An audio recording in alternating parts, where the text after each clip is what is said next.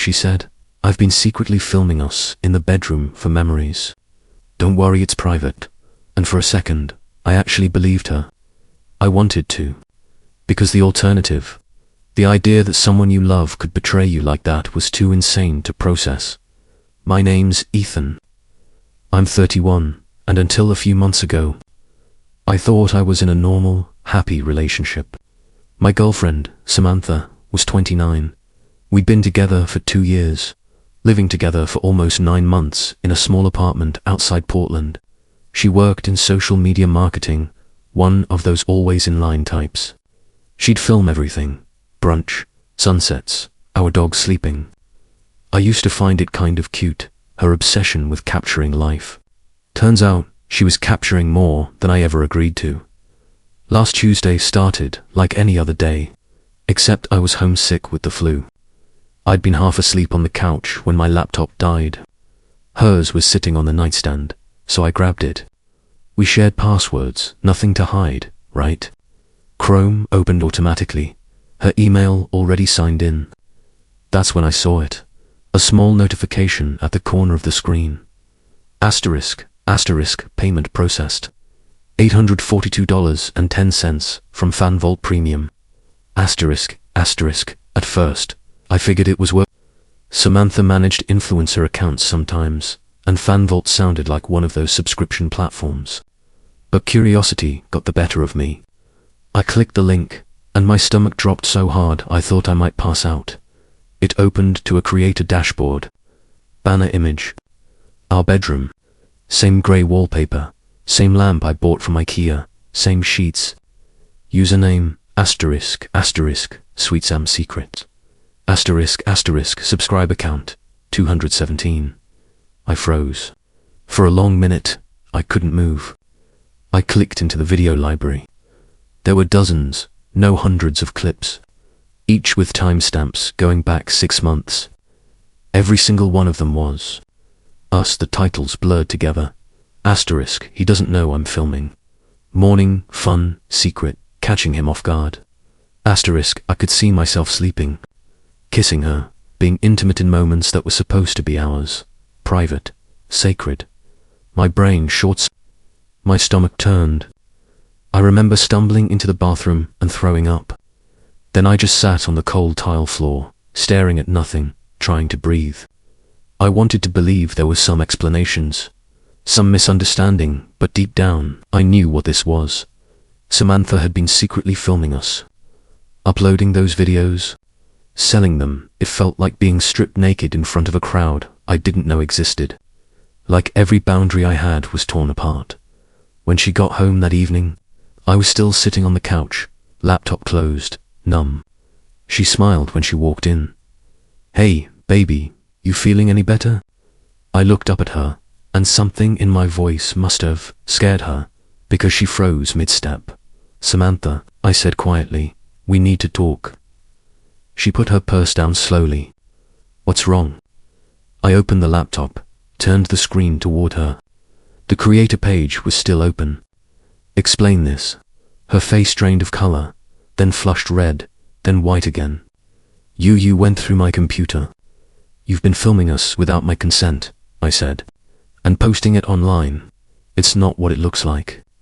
She blurted, "It's exactly what it looks like," I snapped. 200 people paying to watch our private moments.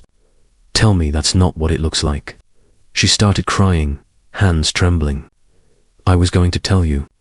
I swear, just my student loans, the bills. It was supposed to be temporary. Just until I could catch up. You didn't think I'd find out that you were committing a felony?" I asked. "It's not a crime. It's just content creation. People do this all the time." I laughed. A dry, bitter sound that didn't even feel like it came from me. People who both agree to do it. That's called adult content. What you did is called non-consensual pornography. You crossed a line that doesn't come back. Her eyes widened like she couldn't believe I was serious. "You're overreacting. It's not like I hurt you physically." That's when I realized how detached she was from reality, how warped her logic had become. "You recorded me," I said quietly, "in the most vulnerable, private moments of my life. You sold that. And now strangers have seen me. Do you understand what that means? She shook her head, sobbing. Please, Ethan, I didn't mean to get out. What? Pack your things and get out of my apartment. You can't just kick me out. We live here together. The lease is in my name. You're not on it. Get out. For a moment, she just stared at Mai's red chest, heaving like she thought if she cried hard enough, I'd cave. I didn't. She threw some clothes in a bag, muttering through her tears that I was cruel.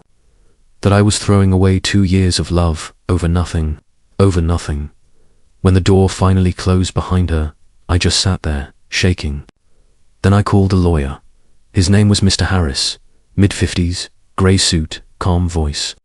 He listened to everything, then said, Ethan, what she did is serious. This isn't just a privacy violation, it's federal territory. And that's when the nightmare really began. Mr. Harris didn't waste time.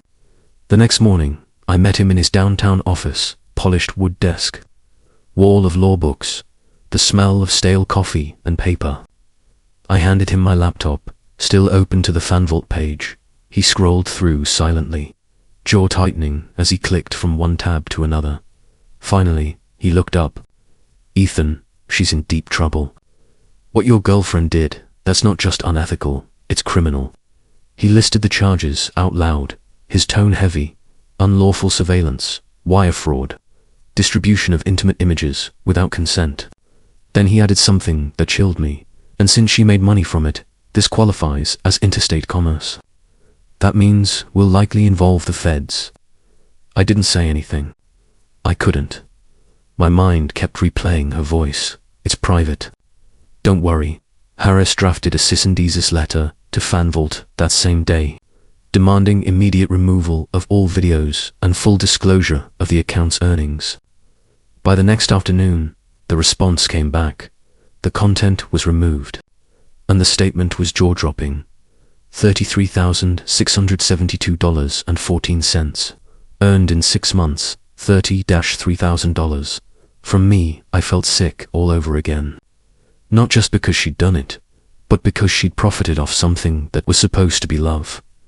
The next step was the police report. Officer Ramirez, the detective assigned to my case, was professional, though visibly uncomfortable. He told me, you'd be surprised how often this happens. Usually it's revenge after a breakup. Doing it during the relationship. That's new, but it's still a felony. I gave my statement. Every detail. The laptop. The account name. The videos. I could hear my voice cracking halfway through, but I forced myself to keep going. Then came the waiting. That week was a blur. Samantha tried to contact me. Texts, calls, emails, all variations of please, can we talk? Or, I'll delete everything. I didn't answer. I forwarded every message to Mr. Harris, who told me flatly, don't engage. She's panicking. Let the legal system handle it. But she didn't stop. By the third day, mutual friends started messaging me. Dude, Sam says, you're blowing this way out of proportion. She made a mistake, man. You're gonna ruin her life. I ignored most of them. But one friend, Chris, pushed too far. So I told him the truth. She filmed me having sex with her without consent, then sold it to strangers online. That's not a mistake, Chris. That's a crime. He didn't reply. 2 hours later, I got another message. You're right. I didn't know it was like that. I'm sorry. The narrative started shifting after that. Slowly, people began to see it for what it was. Then Samantha's mother called. Ethan, please. She's devastated. You're ruining her future over a few videos. I gripped my phone tighter. A few videos worth $33,000. Silence. Then a quiet, stunned, she made that much? Yes, ma'am. By breaking the law, her voice cracked. But she's my daughter. You're sending her to prison. I'm not sending her anywhere, I said. The law is... She hung up. By Friday, things escalated again this time. Officially, Mr. Harris forwarded me an email with a subject line that made my chest tighten. FBI, Internet Crime Complaint Center, IC3. Response: they opened a case. Special Agent Rodriguez called me 2 days later. Mr. Cole. She had that calm, precise voice federal agents seem to have. We've reviewed your submission. This qualifies as interstate distribution of illicit content for profit. We'd like to schedule an interview. 2 days later, I was in a grey government building, sitting across from Agent Rodriguez and another agent named Park. They were thorough. They wanted every timeline, every screenshot, every email. At one point, Agent Park asked, "Do you know if she did this with previous partners?" I blinked. "No, I don't. But, God, I hope not." They exchanged a look that told me they already suspected otherwise, and they were right. A week later, Mr. Harris called. His voice was steady, but his words hit like a punch. They found 2 more victims, Ethan, 2 ex-boyfriends. Same MO secret recordings. Same platform. Same type of titles. I sat there on my kitchen floor, phone pressed to my ear, staring at nothing. I didn't even realize I was crying until I tasted salt all that time. I thought I was the only one. Samantha wasn't just careless. She was predatory. The FBI subpoenaed the platform's records, uncovering total earnings of nearly $50,000 spread across 3 accounts. The agency froze her funds and began preparing federal charges. Production and distribution of unauthorized intimate content. Wire fraud, identity theft, Mr. Harris told me. This isn't just a privacy case anymore. It's organized exploitation. She built a business out of violating trust. Meanwhile, Samantha's friends started showing up online, posting sob stories about how the system was criminalizing young women trying to make a living. They left out the part where she secretly filmed people without consent. I didn't respond, but my mum did. God bless her.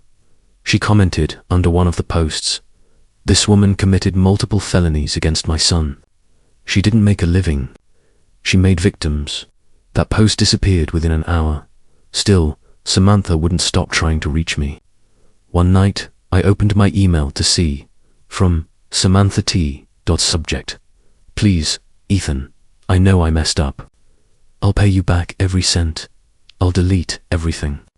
Please drop the charges. I can't go to jail." I didn't reply. I forwarded it to Mr. Harris. "Good," he said when I told him. "Don't respond to anything. Every word she sends is evidence." A week later, I got another call from Agent Rodriguez again. "Mr. Cole, just wanted to inform you, federal charges have been filed. We'll need your testimony." For the first time in weeks, I felt something close to relief. Not happiness, not even satisfaction, just the faint, exhausted sense that maybe, finally, the nightmare was being acknowledged. Samantha was no longer just my ex. She was a defendant in a federal case, and I was a witness. Court day arrived faster than I expected. I woke up that morning with a pit in my stomach, the size of a bowling ball. My apartment felt smaller than ever. Every corner, every shadow reminded me of what happened, what she had done. I forced myself to dress neatly: navy blazer, grey shirt, black pants. Simple, professional, but I still felt exposed, vulnerable. The federal courthouse loomed over me like a monolith. Glass, steel, intimidating. I walked inside, past security, and saw Samantha for the first time in months. Her hair was greasy, dark circles under her eyes, lips dry and pale. She looked broken. Not remorseful, not regretful, broken. I wondered briefly if any of that was genuine, or if it was all performance. The first day of testimony began. I sat in the witness box and tried to calm my shaking hands. My lawyer, Mr. Harris, leaned close. "Stay calm. Stick to the facts." The prosecutor started slow, methodical. "Mr. Cole, when did you first discover Samantha's secret recordings?" I swallowed. "Last Tuesday. I was homesick. My laptop died. I used hers. That's when I saw the notifications from FanVault. Then, I saw the videos. They showed screenshots, thumbnails of the bedroom, our nightstand, the angles of her phone. My stomach churned. I could feel it all again. The shock, the disgust, the betrayal. Then came the hardest part. The other victims. Agent Rodriguez had coordinated their testimonies via video. Austin and Derek, two of Samantha's ex-boyfriends, detailed the exact same pattern. Secret filming, uploading, monetizing. Both had been too embarrassed or ashamed to report it at the time. Hearing them, seeing their faces, I realized I wasn't alone. This wasn't just my trauma. This was a pattern. A business built on violating people's privacy. The defense tried their angle, claiming ignorance, claiming consent because she was in the videos too. They knew I was filming, she said. They saw the cameras. I wanted to scream. The angles were deliberately hidden. The titles explicitly said they were unaware. The evidence spoke for itself. Mr. Harris pointed to the video descriptions. He thinks we're alone. Doesn't know he's being filmed. That was her own words. Consciousness of guilt. The jury deliberated for 4 hours. When the verdict came, it was unanimous. Guilty on all counts. My stomach sank and then lifted at the same time. Justice, of a sort, had been served. Sentencing came 3 weeks later. Federal charges, 8 years in federal prison. State charges ran concurrently. Restitution, $180,000 to be divided between me, Austin, and Derek. She would be required to register as a sex offender for life. All her equipment, phones, laptops, cameras, confiscated. No internet access without supervision for 10 years post-release. The judge's words were harsh but fair. Miss Thompson, you committed a profound violation of trust against 3 men who cared for you. This was not a moment of poor judgment. This was a calculated exploitation of trust and intimacy. The victims deserve to feel safe in private spaces. You destroyed that. Samantha sobbed the entire time. Her mother wailed in the gallery. I felt nothing at first, not satisfaction, not happiness, just an exhaustion I can't put into words. After the sentencing, reporters swarmed outside the courthouse. How do you feel about the verdict? One asked. I answered quietly, carefully, relieved. It's over. And I hope it serves as a warning. Violating trust and intimacy has real consequences. The aftermath wasn't easy. Some friends cut ties with me, saying I was too harsh for not accepting the plea deal. But the people who thought 8 years was too much, they weren't people I needed around. I moved apartments a month later. Too many memories in the old place. Every time I walked into that bedroom, I felt violated all over again.